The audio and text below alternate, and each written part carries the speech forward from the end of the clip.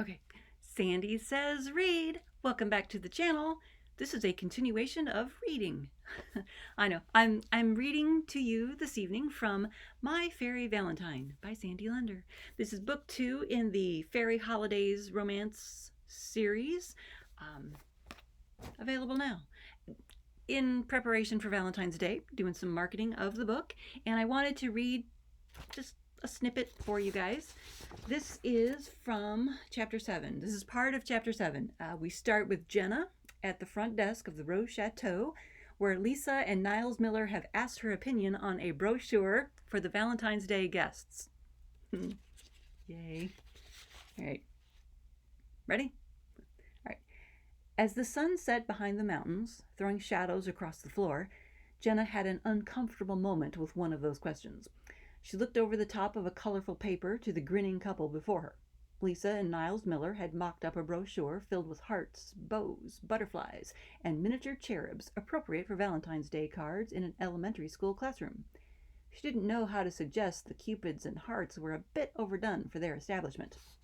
Behind Lisa and Niles, Caleb approached the trio with a cool interest in their discussion. Between holidays, the relatively new Rose Chateau bed and breakfast had few guests that might roam its wide, wood-paneled halls, thus Caleb moved unmolested. While he embodied the dark persona of a Ross Poldark, his home was turning light, roomy, and airy.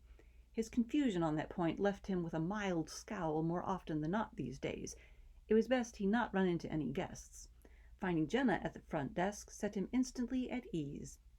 "It's quite romancy," Jenna finally said. Lisa nodded exuberantly. "Yes, there's absolutely no hint of vampires or ghosts or violent family feuds or anything to make people think we had a homicide investigation here over Christmas." Ah, that explains the preponderance of pink, Jenna thought. Overcompensation. She looked back at the paper to buy more time to think. Caleb had joined her behind the counter. As he brushed a lock of her chestnut tendrils behind her ear and leaned down to kiss her cheek, he took the brochure from her hand. "What's this travesty?" he asked. "Is one of the grammar schools seeking a donation for Caleb?" Jenna interrupted him. She watched the range of expressions on his noble face begin with confusion, morph into understanding as he recognized the Rose Chateau script logo, and then end with a polite smile as he placed the brochure back in her hand. "I mean, of course, that we should make sure the grammar schools don't wish to send the school children here for the holiday." He looked at Jenna for her approval. "Correct?" She appreciated his attempt at damage control, but it was too late. "Why is it a travesty?" Niles asked. "What's wrong with it?" Lisa asked. "It's not a travesty," Jenna soothed him. "This is a cute brochure." "It's childish?" Niles asked. "No, not childish," Jenna reassured him. "Caleb, do you want to explain what you meant?" The three of them stared at Caleb for a moment, listening to the quiet stillness of the chateau's foyer, watching him gaze upon the brochure with chocolate brown eyes. He finally gave a slight shake of his head and said, No, I don't have anything else to say." "He hates it," Niles announced. Ever the practical one in the Millers' relationship, Lisa said, "We have precious little time to change it. The first couples arrive tomorrow. The menu starts tomorrow. What should we do?" Caleb shook his head again. "I can't be part of this." "What?" Jenna asked. "Why not?" "Because I'm going to say the wrong thing."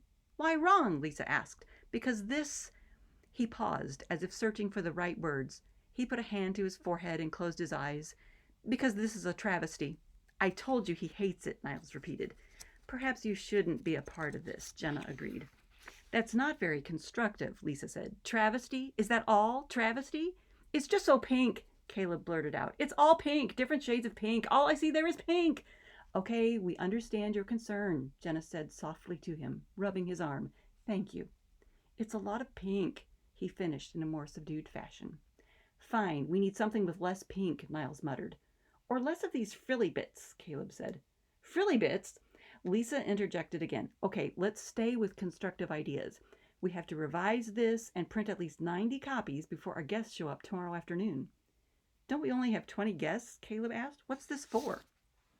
"Yes, only 20 for the holiday," Lisa explained. 9 couples. Freddie's putting the itinerary each day on it. Brunch and dinner menus will be detailed on these folds. The activities and games we're hosting will be outlined out here. And on the back, we'll have the evening special entertainment. Which room, what time, that sort of thing. We need to make it clear that there's a contest for Saturday night when you take someone to the theater.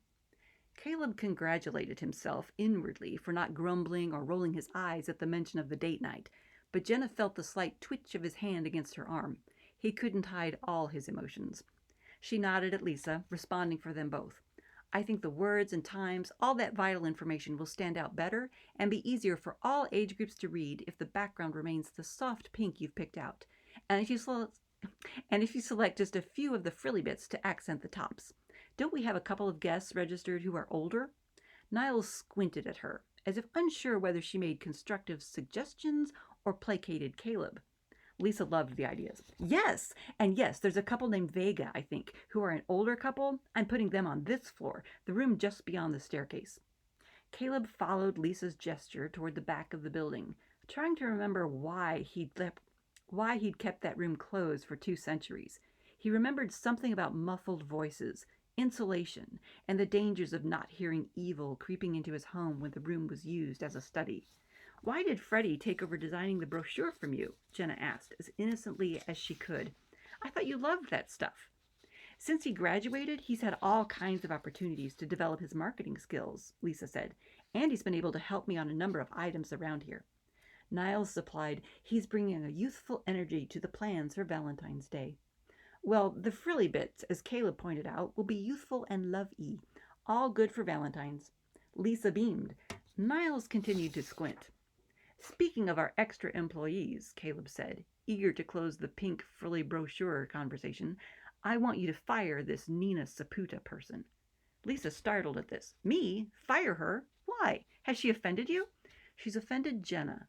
And you don't know it, but she's trying to undermine you. I want her off the property before the guests, but we're already short-staffed for cleaning the guest rooms and common areas. Lisa nearly wailed. Her voice had gone up in pitch, giving Caleb reason to frown. I'm trying to save us some heartache here, he said. Which will be worse? Having this conniving backstabber skulk around the chateau, sowing seeds of discord, or contacting a temp service for maids? The 3 stared at him for a second. Finally, Niles asked the question on all their minds. How do you know about temp services? Caleb smiled smugly, lifting his chin a smidgen. I know things.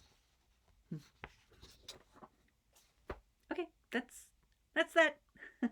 All right, guys, get you a copy of My Faerie Valentine wherever fine books are sold before Valentine's Day or after. It's part of the Faerie Holidays Series, so yeah, there's more coming.